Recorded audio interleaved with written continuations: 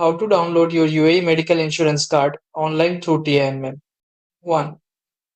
Go to TMM website or app. Open Google and type TAM Abu Dhabi or download the TAM app from Play Store, App Store.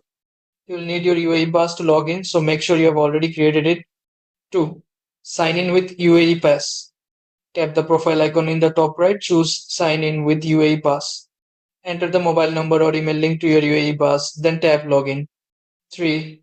Approve login in UAE Pass app. You'll see a 2-digit code on the TAM screen. Now open your UAE Pass app, refresh it, match that same code, and tap Confirm. Enter your 4-digit UAE Pass PIN to authorize the login. 4. Open your TAM account, return to the TAM website app, then wait a few seconds, then tap Continue, then OK. Your TMM dashboard will appear. 5. Download your insurance card. Tap the menu, then My TAM, then My Documents. Scroll down, you'll see your Emirates ID, Visa copy, and medical insurance card.